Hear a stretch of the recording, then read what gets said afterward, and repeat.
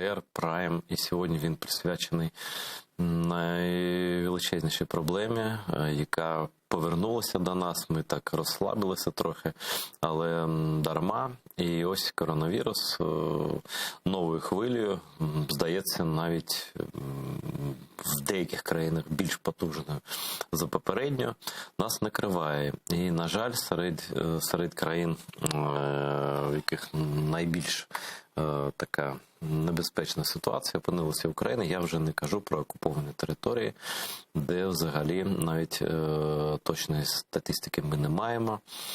А ось подивіться, будь ласка, на цю мапу. 80% Португалія, Мальта. І ось ми тут менше, ніж 15% Україна і Вірменія. Ну що ж, це таке сумнівне братство по, я не знаю чому, не хочу висловлювати це якось там негативно, але свідчить це про одне, маючи на увазі, що вакцини зараз абсолютно доступні, різні, в селах, в маленьких містах, в невеликих містах, в великих містах, у столиці. Просто вакцинуюся не хочу, але багато хто не хоче, і це вже питання не забезпечення вакцинами, а бажання. Бажання припинити пандемію. Певна і велика частина наших громадян, як ми бачимо, немає. Але може щось і зміниться на краще, бо за останню інформацію все ж таки черги зараз створилися на пунктах щеплення. Я коли попереджав, що там навіть ще на початку літа, що йдіть, вакцинуйтеся, бо немає черг взагалі, ніхто, звісно, не слухав. Якось все це повз нас пройде. Ми врятуємося. Так не буває. Бо, знаєте, навіть в будь-якій релігії є таке правило. Да? Я не знаю, як це правильно українською мовою сказати, не іскушай Бога. Да? Тобто турбуйся про себе сам, а тоді вже розраховуй на вищі сили, так? На якусь там допомогу чиюсь, в принципі. Да? Але зроби свій крок. Це, як знаєте, як у тому анекдоті про старого єврея, який там молить Бога, каже, що ж ти, я все життя хотів виграти в лотерею, ти ніколи мені не дав шанс стати багатою людиною. Бог йому каже, слухай, ти хоча б один раз купив лотерейний квиток? І щось таке. Може, він не дуже смішний анекдот, але він відповідає дійсності. Тобто бажання – це головне. Бажання жити, бажання, щоб жили рідні, бажання, щоб у твоїй країні не було економічного занепаду, кризи, бо ми на порозі саме цього, через те, що просто комусь лінь надягнути маску, чи просто проходячи повз метро, зайти в пункт щеплення, зробити щеплення. Це не стосується наших людей, які в окупації живуть. Для них відкриті пункти щеплення на вільній території України, і туди можна дістатися через контрольні пункти в'їзду-виїзду, Каланчак і Чонгар.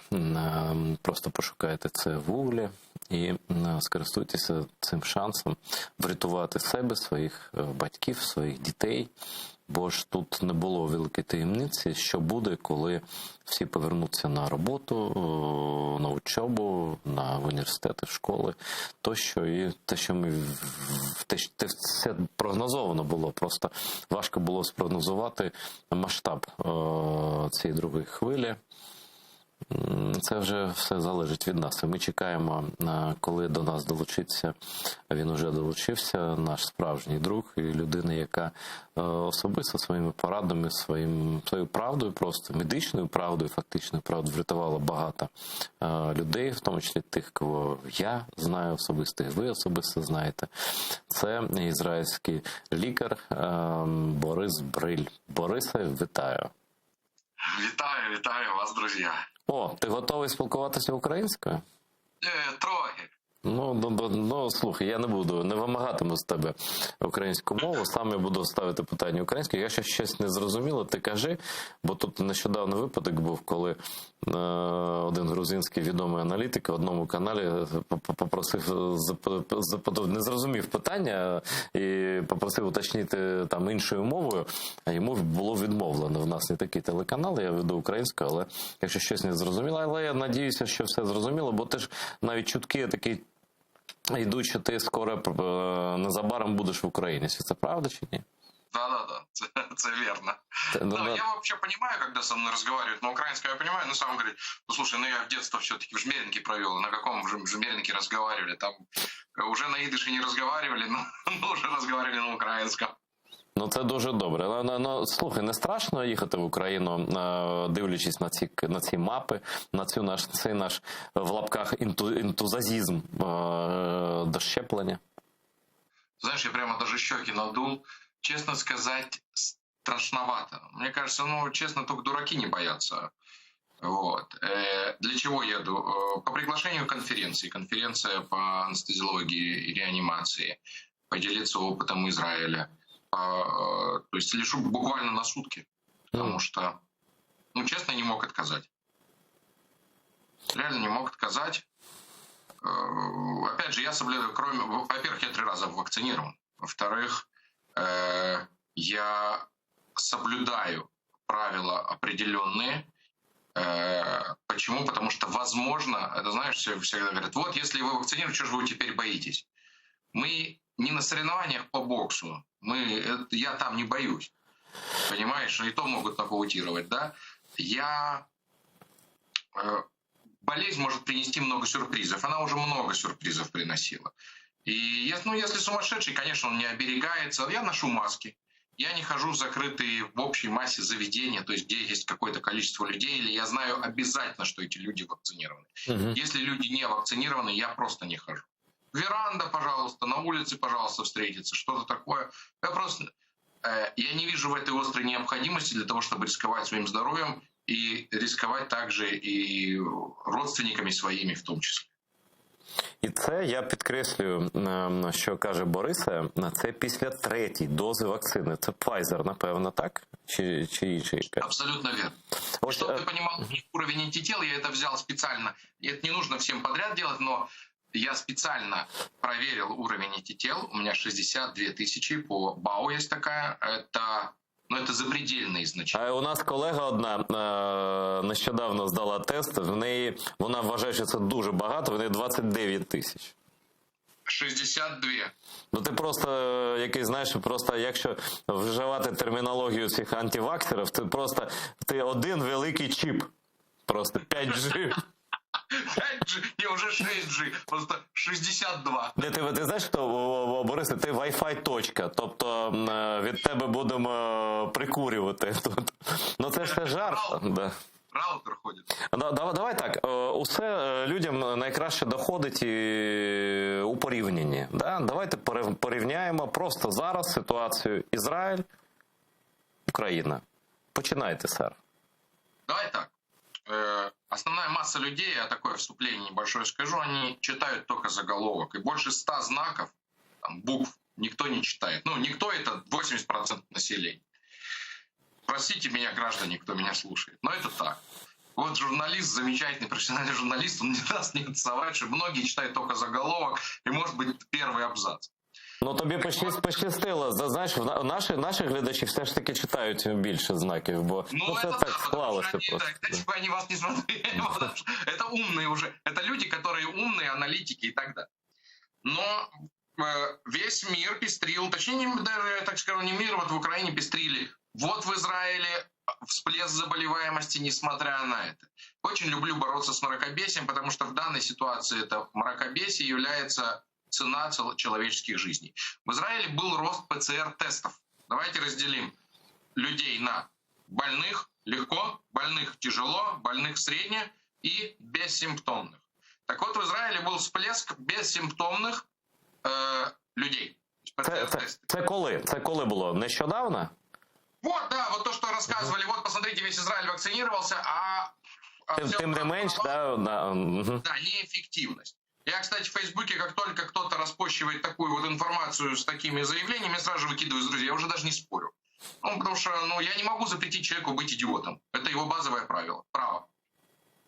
Вот, демократическое. Слухай, в нас, Боря, в нас є запитання телефоном, це без черги завжди. Я прошу, ви в етері прямому, кажіть, хто ви, звідки, і ставте своє запитання Борису Брилю. Добрий вечір. Я Скрипченко Катерина, я зі Львова. В мене буде два питання до пана Бориса. Пан Борис, скажіть, будь ласка, з якого віку можна щеплювати дітей? І якою самовакциною це було б бажано робити? І друге питання. Чи можна змішувати вакцини? А якщо можна, то які? Дякую. Дуже конкретно, дякую. Во-первых, спасибо за очень конкретный и интересный вопрос. Во-вторых, значит, смотрите, по исследованиям на сегодняшний день разрешено вакцинировать людей, по крайней мере, в Израиле и в Америке, это с 12 до 16 лет, это младший возраст, не младший, пока что. Скоро будет по-другому. То есть я надеюсь, я ответил на ваш вопрос. В Украине, если я не ошибаюсь, еще не ввели вакцинацию с 12 лет. Я рекомендую действовать все-таки по закону Минздрава той страны, в которой вы живете. То есть с 18 лет, если разрешат с 12, надо с 12, потому что это закон страны, и он должен быть превыше всего, его надо уважать. Вот. Ну, если он, в общем-то, как это сказать, правильный. Вот. Теперь, в данной ситуации он правильный, если он за людей. Вот. Следующее. По поводу, можно ли смешивать вакцины. Да, существует практика смешивания вакцин разных. Это безопасно. В каких-то исследованиях показывает, что это более эффективно, в каких-то не имеет никакой разницы. Поэтому на сегодняшний день все же рекомендация остается вакцинироваться одной вакциной и вакцинироваться другой в случае, если есть какая-либо тяжелая реакция, которая очень редко бывает, на предыдущую вакцинацию. Вот и все. Ну, тобто нічого страшного немає, в принципі, якщо там перша доза була Pfizer, друга там AstraZeneca, тобто це не кримінал, це припустимо. Если мне завтра скажут, вот вы тут рассказываете людям про вакцинацию, это вы бы сейчас поставили там Sinovac, AstraZeneca, любую, скажите, которая, любая, которая опубликована, есть исследование. Ну, яка діє, яка перевірена, що діє, да. Да, я приду, колю себя вот сюда AstraZeneca, а сюда Sinovac. Нечего бояться. Ну, тобто, навіть, знаєш, а ось це, знаєш, що люди ще бояться? Що буде забагато вакцин, що ось таке запитання пролунало тут від колеги, я обіцяв поставити його. Ось, чи є вірогідність така, що після другої вакцинації, тим більше, я додам від себе після третьої вакцинації, це якось негативно вплине на імунітет? Никакой связи с этим нет. Рассказы про иммунитет, вот которые поддерживают иммунитет, самое важное поддержание иммунитета – это здоровый образ жизни. И все. Все остальное, там рассказы про всплески иммунитетов и так далее, это просто, простите, аферизм и лохотрон.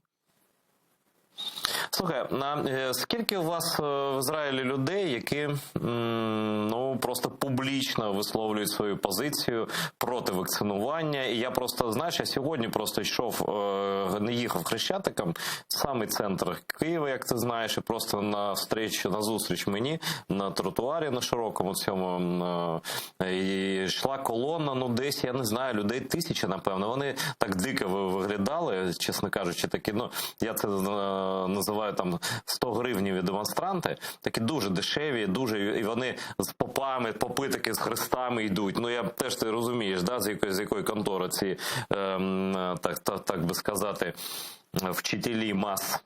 І вони, знаєш, такі всі бідно одягнуті, такі всі ніякі, але яскраві, величезні, такі, знаєш, 2х3, 2х4 метри плакати, які надруковані, явно не тією бабусею, яка там несе це, так? Вона ніколи такої техніки не бачила.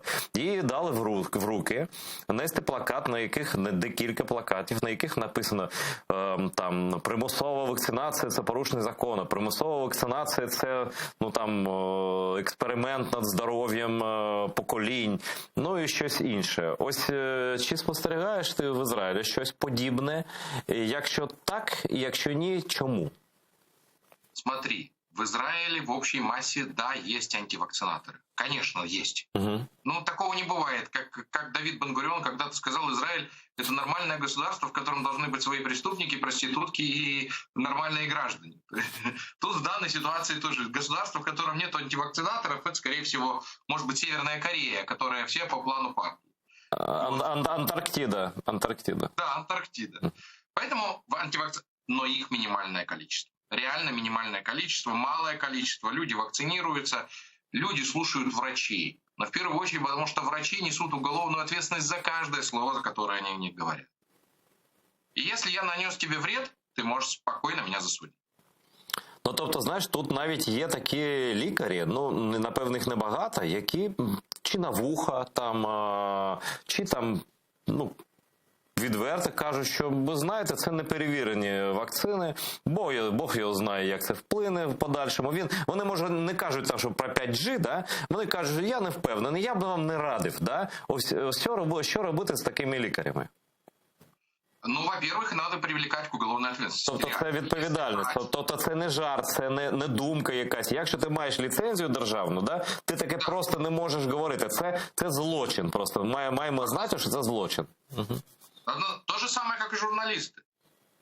Если начинает журналист нести бред, он должен нести уголовную ответственность, правильно? Ну, якщо це бред небезпечний для життя і здоров'я громадян, це безумовно. Да. Ну, я же не говорю не про анекдотические, не про стендап компании, понимаешь? А мы говорим о серьезной теме, которая влияет на жизнь людей, на здоровье и на смерть. Так же, как и у врачей, лицензия на убийство. Ти знаєш, і ще тобто в вас ми тепер знаємо, що в Ізраїлі є теж антиваксери, але їх, ну, там десь, може, декілька відсотків. Я правильно зрозумів? Да там мало, совсем мало. Ну, слушай, если основная масса людей, скажем, ну так, 10% населения, вот так, давай внесем так, 10%.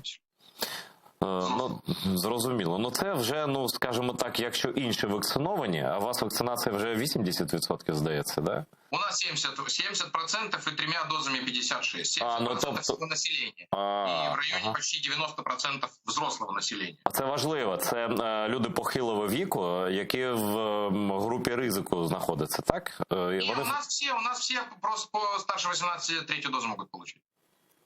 Слухай, в нас 4-ту вже можна отримати, може і 5-ту, а може 6-ту, бо ця вакцина то просто... Ідіть вакцинувати. Да, з кранів лється просто відкриваєш, вона всюди, в магазині, вона на вулиці, вона, я не знаю, де в синагозі, там, я не знаю, ну всюди просто. Тут є де вакцинуватися, питання бажання. Але може бути, я знаю, що ми часто звинувачуємо людей, в тому, що вони не бажають, там, не свідомі, там, може, там, не освічені, тощо. Але я хочу порівняти політику пропаганди вакцинації ізраїльською і українською. Ну, напевно, ти не бачив, що тут, як тут просували необхідність вакцинування. А як в Ізраїлі це було? Це ж не примусово. Тобто є примус, звісно, да, там. Тобто, як виглядає примус в Ізраїлі? Тобто, якщо ти не вакцинуєшся, да, то яких прав ти позбавляєшся? Чи такого взагалі немає? Як це відбувалося? Відбувається зараз? Ти должен здавати постійно ПЦР-тести за свій счет, і, в общем-то, все. Тобто, або безкоштовне вакцинування, або тести за свій рахунок. Угу. Да. Но я тебе хочу сказать, что много людей, которые попадают в Израиль, готовы за деньги вакцинироваться в Израиле. А у вас це можливо? Не, у нас это все делается, если у человека страховка, никто ему не откажет в вакцинации. Просто никто, этого не будет. Страна же, ну, как бы честно, я, в общем-то, горжусь тоже Израилем, потому что, ну, страна в общей массе для людей. Есть здесь очень много минусов, как в нормальной стране, но страна для людей. И вот этого вот античеловечного подхода здесь нет. Ну, может быть, наверное, в войне постоянно как-то живет. Ну, знаєш, я тобі скажу так, що в Україні Так само, я коли вакцинувався, я просто був дуже вражений. Знаєш, це як просто в кіно голлівудському якомусь. Да, ти приходиш, до тебе підходить волонтерка чи волонтер, це студентка, там, може, там, медичного коледжу чи там університету, наче початкових курсів. Да? Вона бере тебе майже за руку, вона веде тебе до лікаря, який питає, що ти, хто ти. Нікому не відмовляли. Навіть там, я пам'ятаю, китайці прийшли, в яких там половини документів не було, їх вакцинували. Тобто добра воля держави вакцинувати є. Я ось питаю, як держава Ізраїль мотивувала своїх громадян тільки ось так, да? Або кожен третій день тест за свій рахунок, або ти сидиш вдома. Або вакцинуешь без... Да у нас вот в том-то и дело, что нету вот этой вот, как тебе сказать, каких-то карательных мер или не карательных мер. У нас люди реально понимают важность, потому что люди слушают в первую очередь врача, они будут слушать там соседа, который электрика, который или таксиста, со всем уважением к данной специальности. То есть, ну, так, на такси у нас, таксисты у нас возят людей, электрики у нас чинят электричество, а врачи у нас лечат людей. По этой причине слушают люди обычно врачей, да, то есть... Гарний жарт, але насправді не дуже до жартів, бо смертність велика. А зараз ми продовжимо, потім я питати буду далі Бориса, але зараз поза чергою дзвінок у студію. Вітаю вас, ви у прямому етері. Кажіть, хто ви, звідки, і ставте своє запитання доктору Борису Брилю. Да, здравствуйте, Айдер, здравствуйте, Борис, Михаил Юдин. Рад приветствовать, спасибо за ваш труд, Айдер. Борис, а вам отдельное спасибо. Еще 2 года назад, я помню, я как бы задался вопросом, а вот сколько живет этот вирус там, потому что в Китае, не только в Китае, до сих пор продолжается это сумасшествие, когда там он живет на карточках по 90 дней, на горноручках. И только вы тогда рассказали, по крайней мере, я это очень внятно услышал, что вирус там 10 минут, потом он как бы есть, но он уже не, как бы не животворящий, да?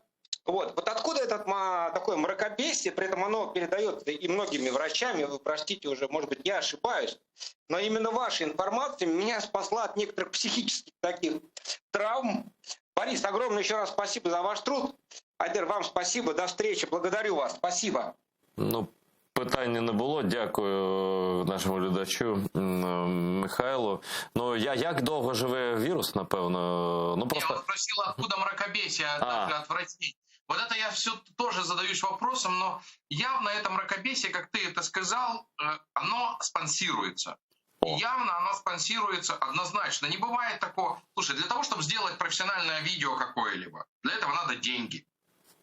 Так, і мотивація, тобто людей треба мотивувати, щоб вони робили ці ролики, вони ці програми фейкові записували, щоб вони влаштовували ці демонстрації ганебні, да? Ці плакати замовляли. Да. Давай возьмем такой сайт, например, сайт, где написано, что они готовы заплатить $1 миллион для того, что кто выделит вирус. Вирус выделен вот так вот и безостановочно в куче лабораторий. Если ты напишешь в этот сайт, тебе, естественно, никогда никто не ответит, не предложит варианты, чтобы... И никто тебе, естественно, $1 миллион не даст. Но сайт надо держать, дизайн сайта надо сделать, хост надо держать, оплачивать то. А кто это оплачивает? Скажите мне, пожалуйста. Угу. А кто оплачивает плакаты? Ты говоришь, бабушка, у нее сколько гривен зарплата? Зіро. Це пенсіонери переважно були. Да, а откуда у нее плакат стоимостью в ее 25 пенсій? Російські попи дали. Я відповідав вже на це питання спочатку. Я хочу, знаєш, ще така з'явилася просто, знаєте, я не хочу тупо, знаєш, казати глядачам, йдіть там, вакцинуйтесь. Я можу це сказати людям, яких я особисто знаю, чи хто там до мене прийшов на YouTube-канал, до мене особисто. Це таке загальне телебачення, яке дивляться різні люди, в них різні думки можуть бути. Я просто наведу вам приклад. Ось, і тобі теж, Боря. Буквально вчора я написав пост про те, що треба вакцинуватися, що я втратив через це тата свого, там, вуйка свого, причому здорові люди були, і повні сил, бажання жити, але не склалося через те, що вони просто фізично не могли вакцинуватися. І ось під цей пост почали приходити люди, дуже дивні. Одна з таких людей була ніби жінка з українською державною символікою. Ну, знаєш, там, да, жовто-блакитний флаг, там, да, прапор, так часто буває, да? Вона вся увішана просто там тризубами, там все таке. Але фотографій немає, світлин немає, нічого немає. І вона що пише? Ось дивись, я ще згадав якісь листи щастя, коли такі писали. Просто зацитую і відразу щось не таке. Ось пише людина, просто в коментарях. Тобто вона ніби не погоджується, я зачитаю мову оригіналу, це російська мова. «С вами согласна», пише вона, ну, інший нормальному коментатору. Група работників, і тут розповідає історію таку, просто тараторит. Группа работников офиса прошла добровольную вакцинацию Pfizer в начале лета этого года по полной программе. Все люди состоятельные, отдыхают замечательно, кушают отлично. Да чего тут кушают? Живут в отличных условиях. Сейчас началось массовое заболевание всех сотрудников одновременно, с высокой температурой, которая не сбивается традиционными средствами, утратой нюха и вкуса, слабостью, головной болью, страшной ломкой в суставах. Все они имеют персональных частных врачей, тоже фразеология явно троллевская, это не говорят так люди, да? Значит, те предлагают банальные старые рецепты, как при гриппе, тесты на ковид у всех плюс. Они надеялись на лучший эффект от прививки, ошарашенные, озадаченные, все как один одновременно заболели по трафарету, протекая заболевание в достаточно тяжелой форме. Я чувствую, как журналист, что это абсолютный фейк, а ты, как врач? Да, конечно, ну это ж бред. Ну, послушай, значит, у меня тоже в Инстаграме, ты понимаешь, у меня там много подписчиков, и мне пишут, значит, есть стая, которая бегает и расписывает. У меня соседка молодая женщина и начинает перечислять заболевания. Проблема еще в том, что они непрофессионально... Я знаю, где какая болезнь, а где какая не болезнь, когда они пишут, ну, потому что человек непрофессионально, хотя он тролль. Соседка заболела, тетя умерла, при том, что через 3 поста это уже дядя умер. А еще через 3 поста это был сват. Просто нужно иногда, или в телеграм-канале точно самое. Ты можешь смотреть, как бы есть такая аналитическая программушка, которая смотрит, где и куда человек сколько написал. И то есть они бегают и пишут с одного места на другое под своим ником. Так і є. Це тролі, які безкоштовно, без грошей нічого не робитимуть. Я просто знаю, як це працює. Це фабрики тролі, які просто їх наймають. Їх наймають для піару, там, ну, колись там, може, для бізнес-піару, колись наймають там для чорного піару проти конкурента. Але тут це злочин проти суспільства. Через це люди не хочуть вакцинуватися. І дуже важко там переконати багато людей йти вакцинуватися. І ці люди, це просто люди, які кажуть, не ходи, не вакцинуйся. Тобто це просто диверсія проти України. І є тут... Я тебе хочу сказать, ты посмотри такую одну вещь. Сейчас ситуация с вакцинами, да, она такая пограничная, людей это волнует. И вот только что человек звонил и говорит, вы спасли меня от какого-то панического расстройства, да? У людей страх, есть страх. Страх перед прививкой, страх без прививки, страх перед заболеванием. На этом очень можно хорошо играть. Если ты подогреешь антивакцинаторные, а государство будет за вакцинацию, то ты автоматом настраиваешь людей против государства. І ще, знаєш, такий феномен є ще радянський. Пам'ятаєш, що ми там хлопцями були завжди на радянському просторі, люди вірили чуткам, вірили сусідям, вірили, а зараз ці сусіди невідомі там тролі в інтернеті. Більше, ніж державі. Це було тоді. Зараз держава вже інша. Вона по-іншому налаштована. Вона не приховує загрозу, там, як при Чорнобилі, наприклад, було. Да, все інше. Але багато людей чомусь там тими стереотипами живуть і довіряють більше там одній бабці, ніж даним медиків. У нас, до речі, знов дотелефонувався Михайло, да, він ще якесь питання хочу поставити. Да, еще раз добрый, вечер. Борис, прошу прощения, вот смотрите, это передается заболевание, да, коронавирус, воздушно-капельным путем. Все рекламируют маски, там, да. А почему, если врачи все работают в очках, почему не рекламируют, что нужно защитить глаза, если это воздушно-капельный путь? Это первый вопрос. И второй вопрос, смотрите, очень важный. Вот в России, значит, все тут рекламируют спутник Ви, да, но некий шмурдяк, который не признан Всемирной организацией здравоохранения. Он не признан, это не вакцина, это все понятно. Почему власти России не дают возможность запустить импортные вакцины? Это что, геноцид, это сумасшествие. Ну как, ну люди могут даже заплатить, я уверен, какая-то бабушка $100 заплатит за Pfizer, да, потому что весь мир уже прививает. Мы видим футбол, там показывают Англию, Венгрию, сборная, играет полный стадион Уэмбли, да. Люди, ну, уже, по крайней мере, чувствуют себя хорошо. Мало того, там статистика какая. Они говорят, 30 тысяч заболевших. Да, 30 тысяч, только у них 70 больных. Ну, питання зрозуміло. Тоже, да, то же самое, то, что я и сказал, что у нас, да, 11 тысяч заболевших, только госпитализации 40-50 человек всего. И из них 70% не вакцинированных. То есть вот и вся статистика. Весь Израиль привился, и вакцинированные в больницы ему попадали. Все очень просто. Ну, И то же самое и в Англии, вы абсолютно верно сказали. Ну, а питання про... Да, питання про дії влади, ну тут риторичне, це ж російська влада, що ми тут будемо обговорювати. Ми давайте про нашу владу казати. І, до речі, наша влада нормально відпрацювала, принаймні з кількістю вакцин і з доступністю вакцинування. Тут немає питань. Просто, до речі, ну може в Києві свідомість громадян трохи вища, як у столиці, тут трохи менше захворівших і смертей. В інших містах дуже погана ситуація. У Дніпрі там, ну, просто там жах, да? Там місця не вистачає. Ну, до речі, про очі запитав Михайло. Захист очей, чи потрібно, чи ні? Ми ходимо в такой защите в очках и так далее только в месте, где есть большая концентрация вируса. Воздушно-капельный путь передачи – это в основном передача, это, так сказать, дыхание, от дыхания к дыханию. Поэтому важны маски. Когда люди говорят, там, молекулы вируса, то есть частицы вируса меньше, чем дырочки внутри маски, они абсолютно правильно говорят. Только у вируса крыльев нет, это не чайка. Он не летает сам по себе. Когда человек выдыхает воздух, он выдыхает еще кучу других элементов. Это влага и так далее и тому подобное. И поэтому частицы вируса, они не летают с крыльями, я сказал, ни чайка, и даже не воробей, и не ворона, и не стрекоза. Это он летает на частицах. И эти частицы оседая, и, соответственно, это барьер. Кроме этого, изменяется физика выдыхаемого воздуха. Он идет не прямо, он идет вбок. Концентрация вируса на определенный там, квадратный сантиметр, на кубический сантиметр, точнее, потому что это объем, он гораздо ниже, если дышать напрямую, кашлять и так далее. Так вот, если мне надо делать интубацию, если я открываю рот, смотрю прямо внутрь трахеи, ставлю туда трубку, естественно, мне надо иметь защиту, потому что у меня прямой контакт с громадным количеством вируса. Это не важно, носить очки или нет, когда мы говорим о обычной, обстановке. Ну, і з цього наступне запитання, чисто практичне. Ось, чи можна захворіти вдруге? І якщо можна, після другої вакцинації, чи може навіть після третьої, да? Якщо можна, то чому? І як ця хвороба важче, легше після щеплення?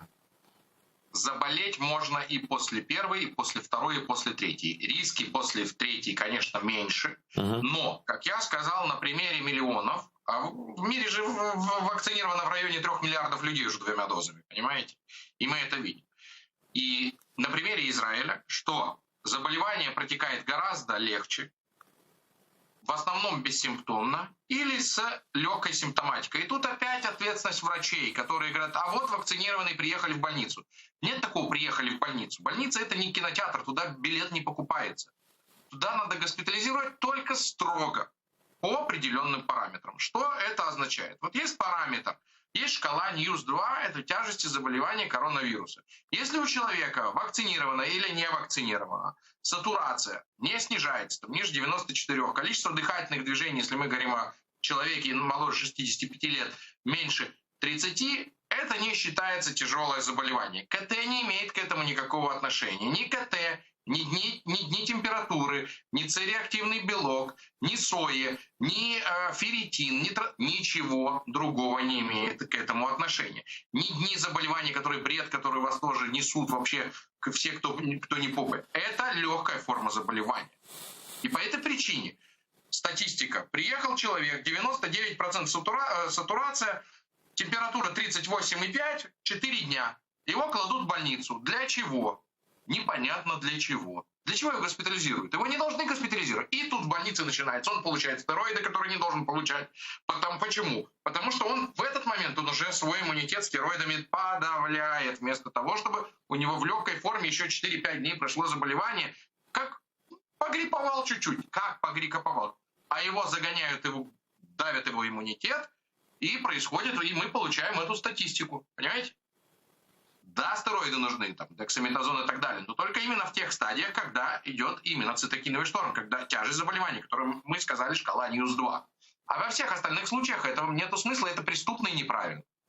Ну, слухай, тобто, якщо давай так, просто різні люди, різні наші глядачі знаходяться в різних стадіях щеплення, ну, я про тих, хто вирішив вакцинуватися.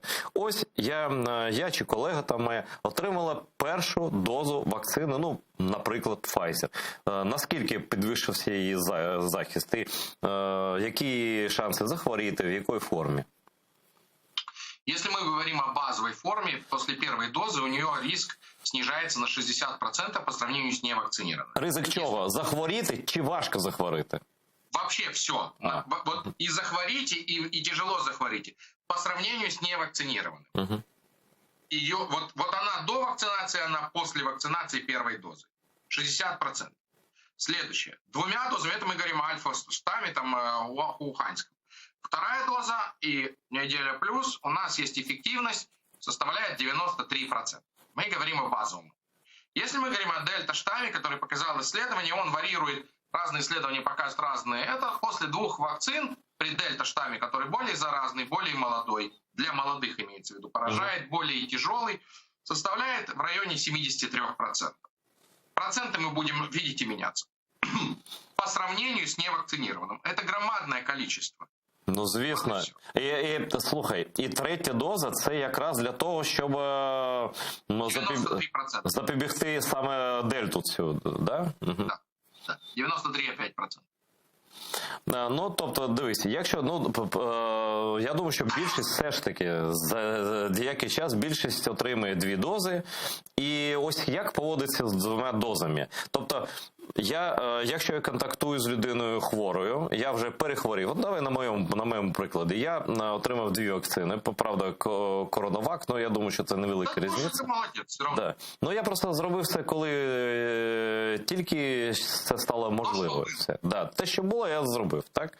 Ось, я не пам'ятаю, скільки антитіл в мене, але ось я контактую з людиною, яка, як я вперше захворів, контактую з людиною, яка хворіє.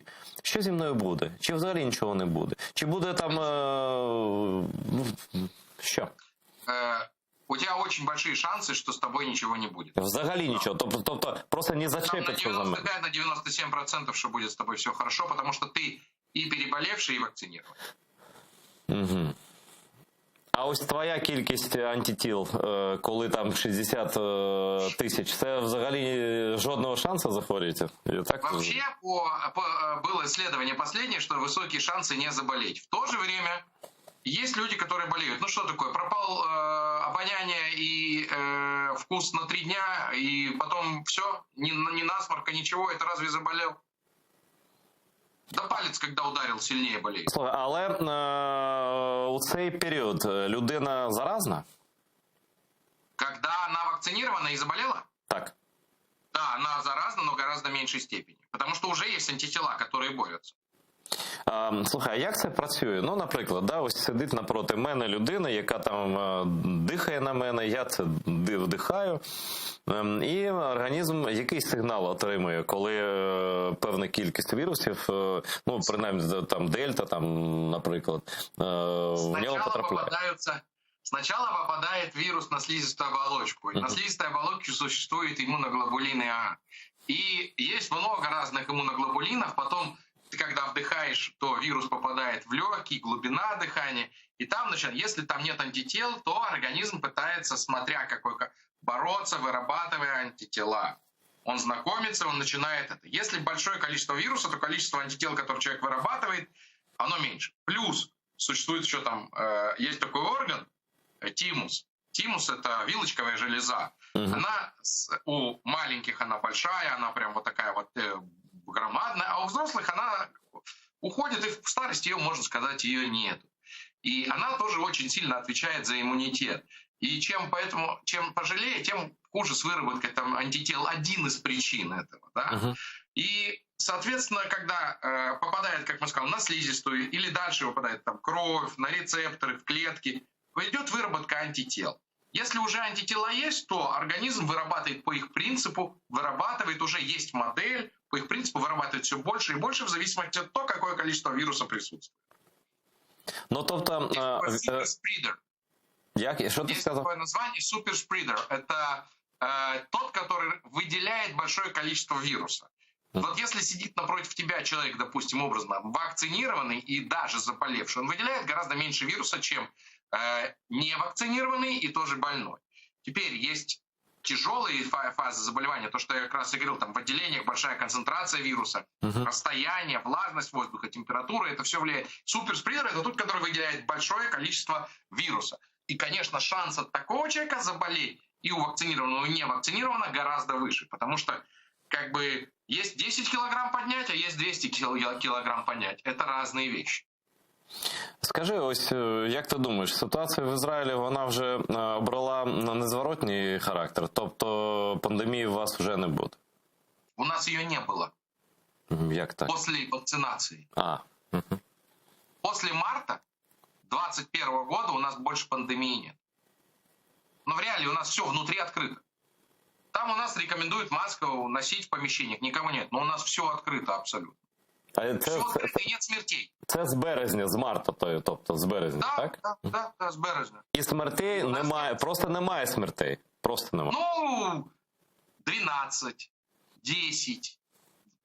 Такие вот цифры, там в пик там 30-40, Ну, це люди, напевно, вони хворі на інші захворювання теж, тобто не тільки через коронавірус. Да, и 70% это невакцинированные люди. Я про это и говорю.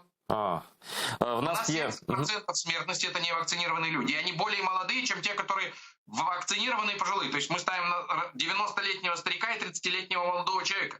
И тот умирает в 3 раза чаще. Молодой человек. просто через те, що він знехтував вакцинацію. Сказав, та, я молодий, нічого не буде. Потом семья, они стоят в реанимации, потом вся семья бежит в ближайший пункт, как я говорю, в ближайший киоск за вакциной. Ну, на жаль, знаєш, допоки півень не клюне, там, ми ж знаємо це прислов'я, до нас зателефонувався Микита з Херсону. Пане Микито, ставте ваше запитання доктору Брилю. Вітаю, Едере. Ну, у мене питання так немає. Слава Україні, привітання Ізраїлю.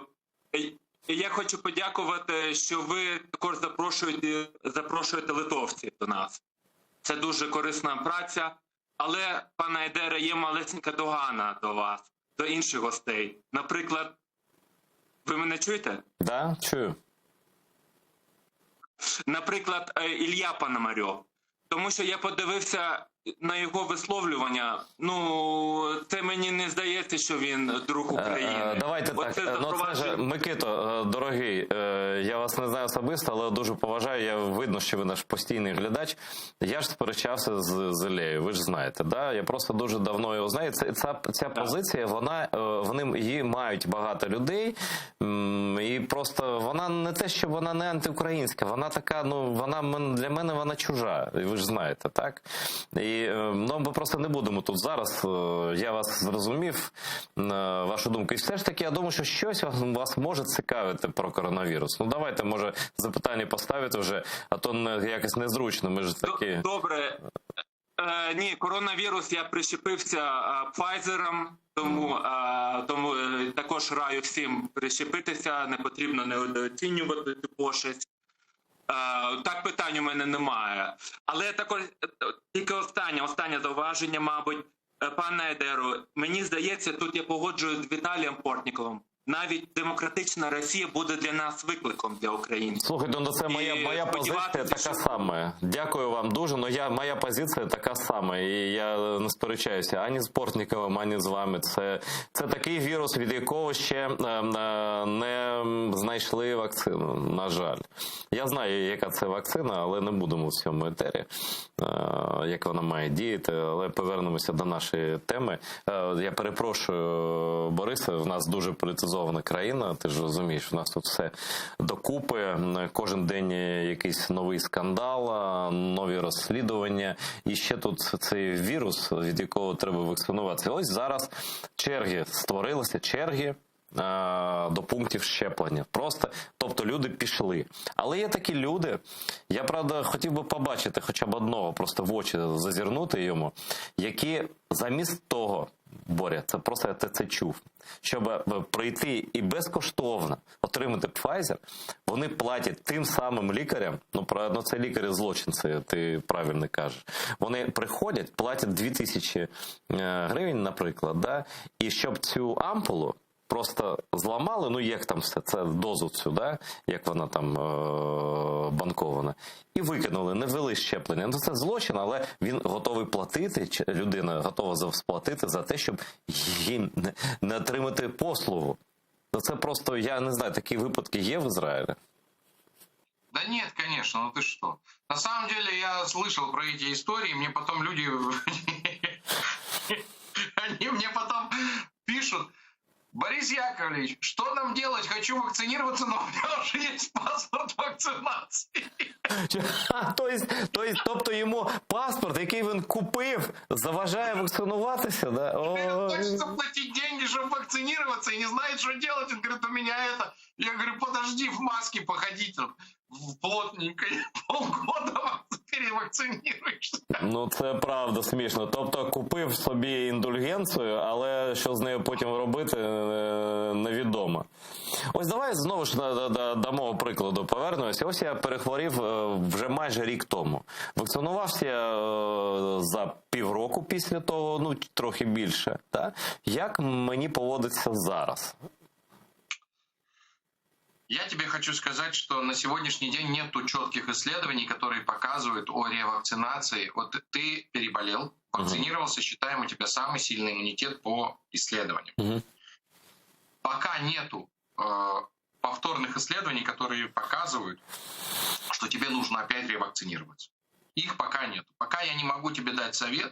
Когда они будут известны, то я тебе скажу. Слухай, а може варто час від часу складно здавати тест на антитіла, і коли там... Ось які антитіла мають бути, щоб я не турбувався ні про що? По БАУ, по исследованию последнему показывают 2000. Тобто в тебе 60. Я все більше боюся тебе просто тут. Якийсь ядерний реактор до нас прямує.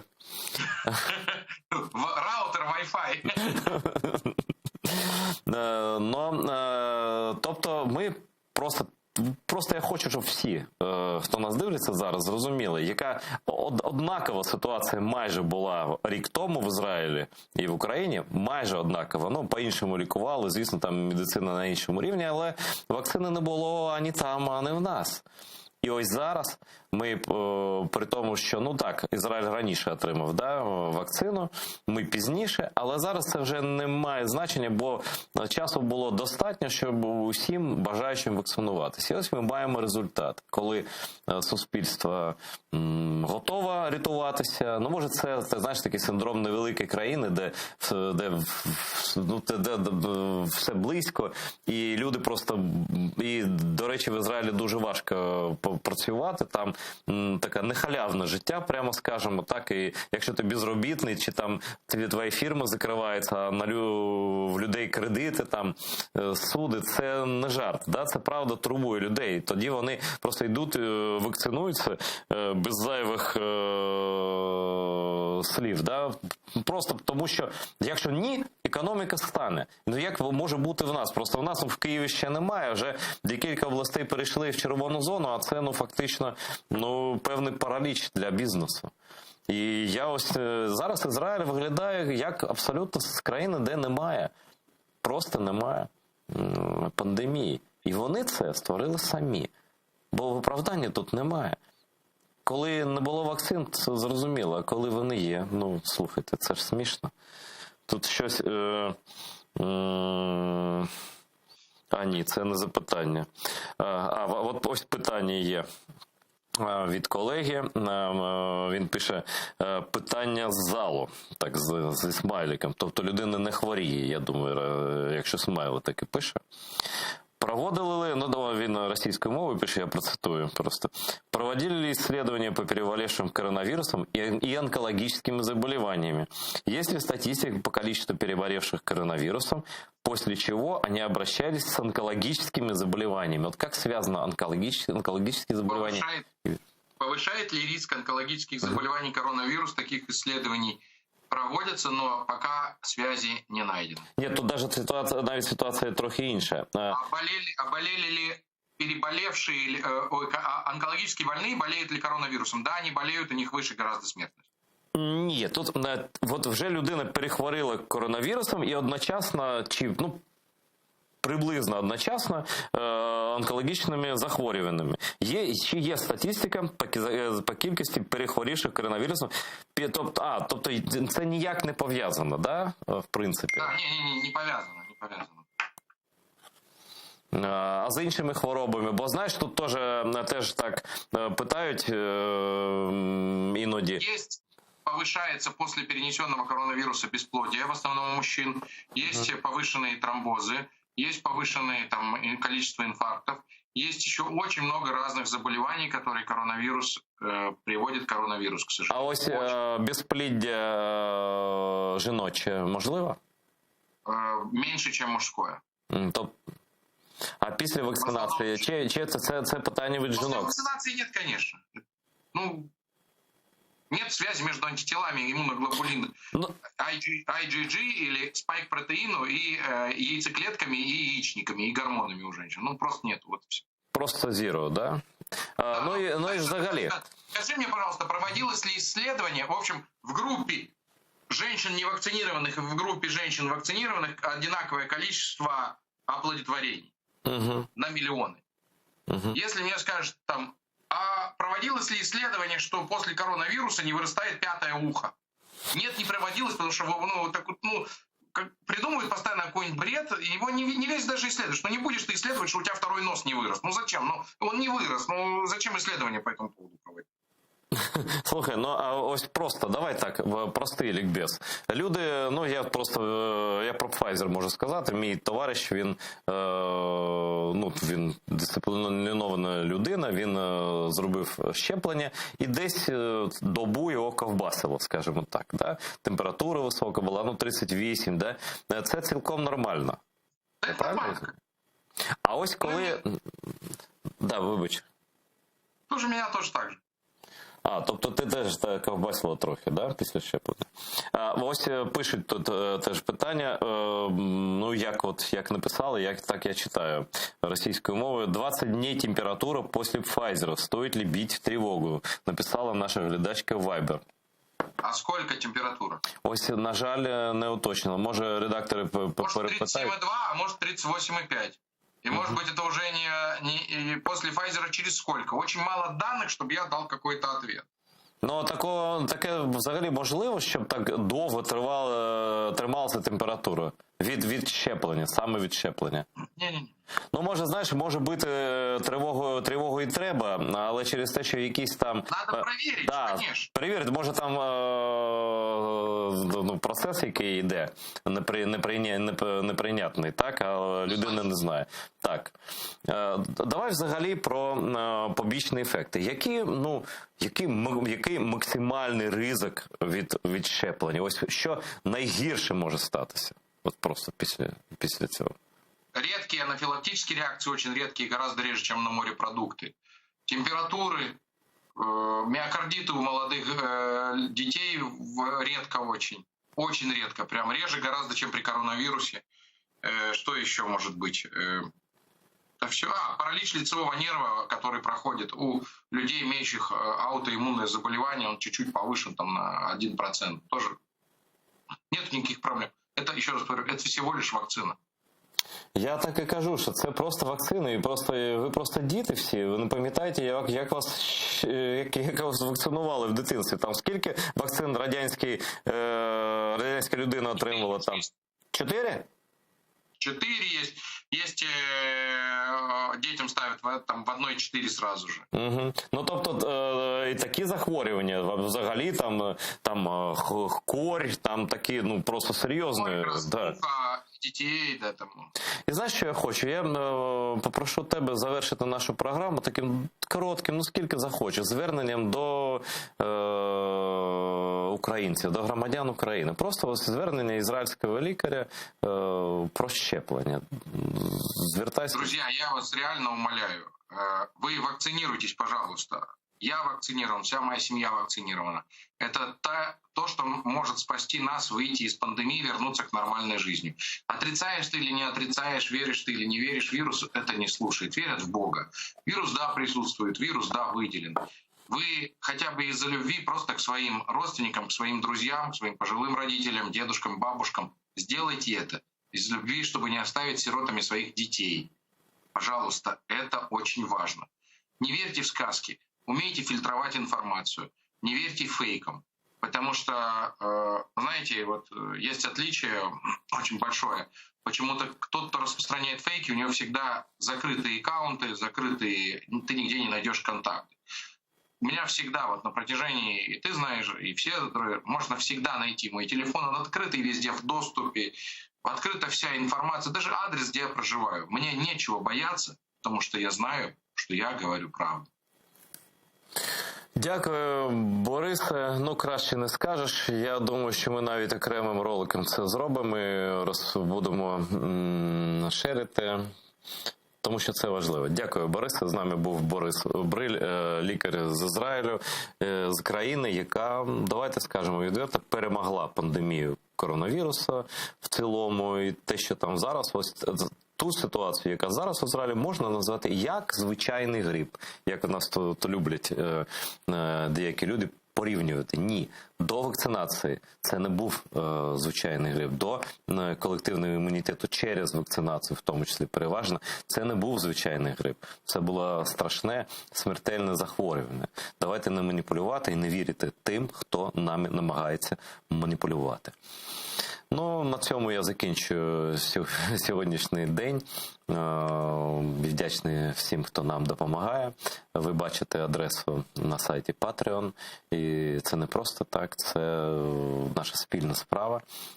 Перемагати разом усе, що нам заважає, усе, що для нас неприйнятно, починаючи з пандемії і закінчуючи окупацією. Ми працюємо для вас, і я прошу вас посильно, хто скільки може, допомагати роботі телеканалу АТР. Я з вами прощаюся, до завтра.